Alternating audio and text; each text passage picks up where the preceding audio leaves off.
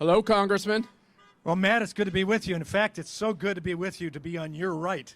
Yeah, That's hard right. to believe. We wanted to bring you the most conservative congressman from Michigan, so we brought you Congressman Walberg. Thanks for being with us. Delighted to be here. Conservatism wins if we stand with it. Okay, so the very first question. I know you guys are all from Michigan, but I'm not. Can President Trump win in Michigan? I think the answer has been given to you. The enthusiasm in Michigan is just unbelievable. And I've been from this summer, I've been from my district, which sits on the, I hate to say Ohio line, bitter Buckeyes down there, sit on the Ohio line all the way up to the Sioux Locks this summer, and it's all Trump. Now, the polls say one thing, but the people say the other thing. And the people are the ones that vote. And I believe the excitement factor out there is going to bring us across the line. We're basically at the same spot from all the polls I've seen, including my internal tracking polls, that we were 4 years ago. And did we win Michigan? You bet we did. That's right. So, what's the deal with Nancy Pelosi? She was on CNN the other day with Wolf Blitzer, and it kind of seemed like something went haywire. She thinks that CNN is a front man for the Republican Party. Is she getting a little nervous? I think she's a front man for your organization. Yeah, that's right. I mean, that's what she thinks Wolf Blitzer is. Now, Nancy is consumed with the worry that she won't be Speaker of the House next term. I want to see that happen. Have an opportunity to start President Trump's second term with a majority Republican Party in the House and the Senate. Unbelievable what we could see this country growing. So Nancy, I don't know, anything that goes against what she thinks is right, she's going to come off on. And Wolf Blitzer happened to be in the way. So we were talking backstage. You get to talk to a lot of your colleagues. I've been to a lot of battleground states. My wife Mercy has been to a lot of battleground states. It seems like the road to the House majority goes through Trump America. You know, over 8 million voters who voted for President Trump in 2016 who didn't turn out in 2018. I think they're going to be right back on the grid. I think they're going to add to their numbers. And that means that we're going to pick up some of these seats that we lost in 2018. Are you hearing that from any of your colleagues who were out there in these challengers? From your lips to God's ears, yeah. We have 17 seats to gain back. If the 8 million people, more than 8 million people that decided President Trump wasn't on the ballot, we got things settled, we don't need to show up at the polls. It didn't show up in 2018 and ultimately took my gavel away from my chairmanship and put me as a ranking member under all that Nancy Pelosi has in place. If we get out to the polls, if we vote for Donald Trump, and we vote right down the ticket, don't take a chance, I'll be back with a chairman's gavel in my hand. We'll be doing the things that we did for those first 2 years of Trump, when we cut taxes, we cut unnecessary regulation, we solidified our military forces, we attempted to do all things that we had promised to do because President Trump mandated that to be the fact. We can do it again. And you get to the polls. And you didn't impeach the president. And we didn't impeach the president. She told us all that if she got the majority, if she got the gavel, that she wouldn't use it to impeach the president, and that lasted about 11 minutes. It lasted about 11 minutes until she got the majority. Russia, and all the rest. None of it true. And now we find the problem with Hunter Biden coming out clearly, and all the media walks away. Folks, we have to make sure we remind our fellow citizens, our family members, that the only way that we can have a country that moves forward with the American ideal, the underpinnings that has allowed us to be the greatest nation the world has ever known in the shortest duration, is to get control again and have a leader like Donald Trump who understands the greatness of America and loves it and loves you as we love him back and do the right thing that makes America great.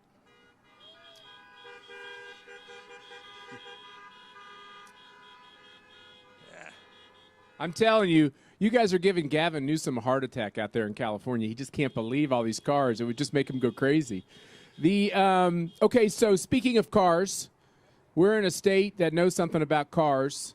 The president's had a brand new approach to trade, both with China, around the globe, and specifically right here, right? They said NAFTA could never be renegotiated, right. that was a fantasy. but USMCA is now the law of the land and the law between these three great countries. What's the effect on Michigan, and why do you support it? Well, the beauty of working with Donald Trump is that he tries to keep all of his promises.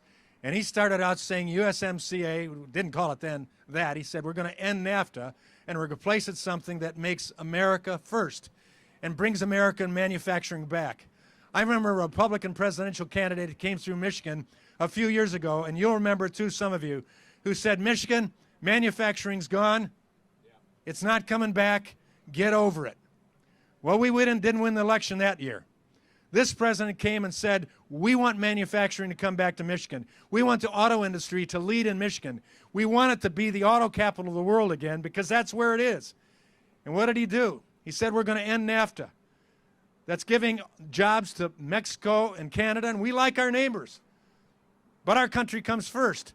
And that's what Trump did, and pushed and pushed and pushed, and ultimately even got Democrats to go to Nancy Pelosi and say, listen, Madam Speaker, the auto workers in my district that generally vote for me aren't happy with me if I don't support doing away with NAFTA and bring USMCA into place that puts us in a good relationship with Canada, puts us in a good relationship with Mexico, but we're first.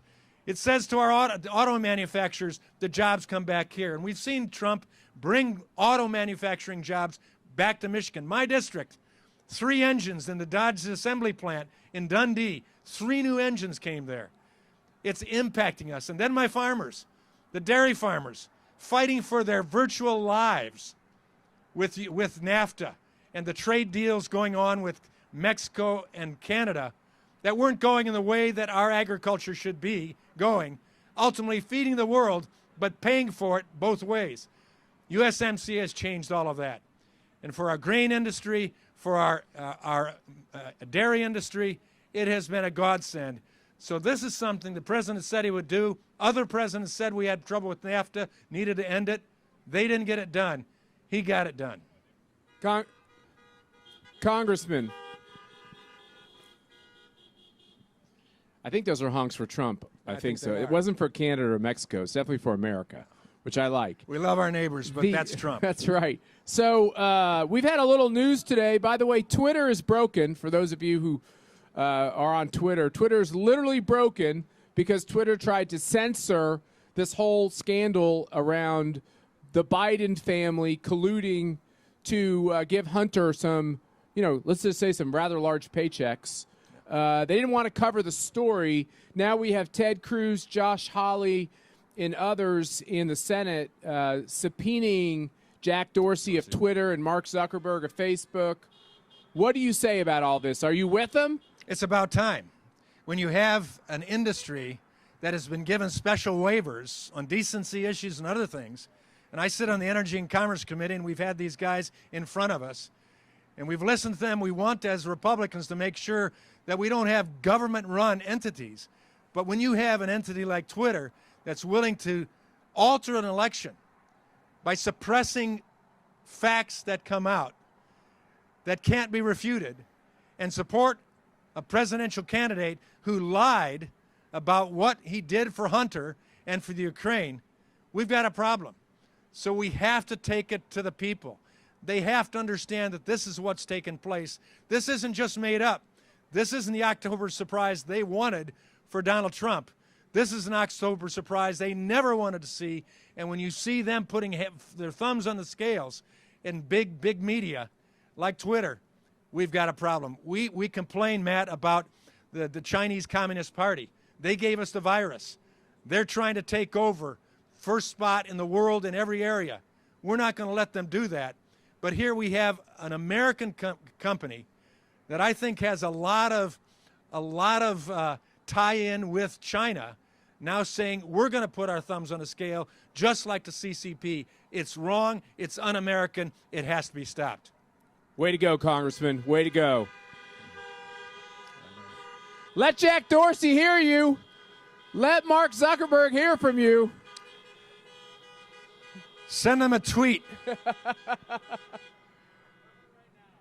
There you go. That's a message. I think someone just captured that. That's good. That's going on. I guess it can't go on Twitter because it is literally broken, but maybe that'll go on Facebook. But I will just tell you from the American Conservative Union standpoint, We've tried to look at the things that can be done to these big social media companies. Let's not forget that Google is the worst among them.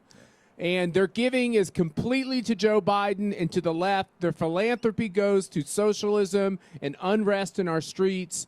They don't believe in the America we believe in, and they might have just overstepped their bounds. We have to consider all the policy options on the table, even things that Republicans are usually kind of careful about looking at, because if we lose this, what do we have left to lose if we lose this part of our society? Absolutely. We lose our freedom. We lose our ability to use our First Amendment liberties.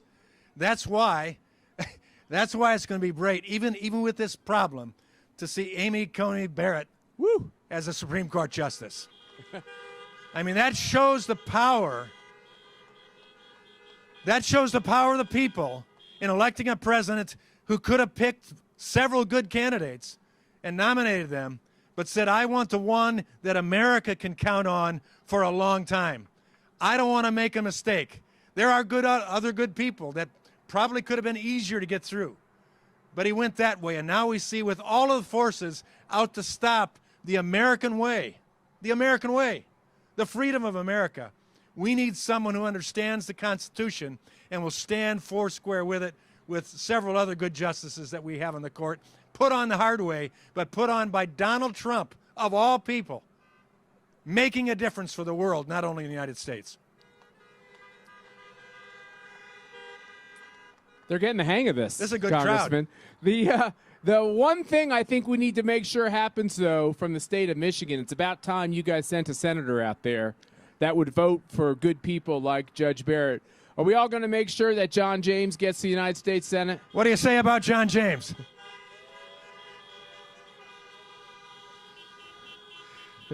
I'll be with John campaigning with him this coming Saturday. I'll let him know that you want him elected. We need him. I need to be able to walk across the Capitol, to the other side of the Capitol, to the other chamber for the first time, and not have to talk to members of the Senate from other states to get things accomplished. I want to be able to talk for the first time since I've been there to a senator not only from Michigan, but a Republican senator, but more than that, a conservative senator who understands the greatness and the ideals of America. John James is that kind of guy. He's hard to not like,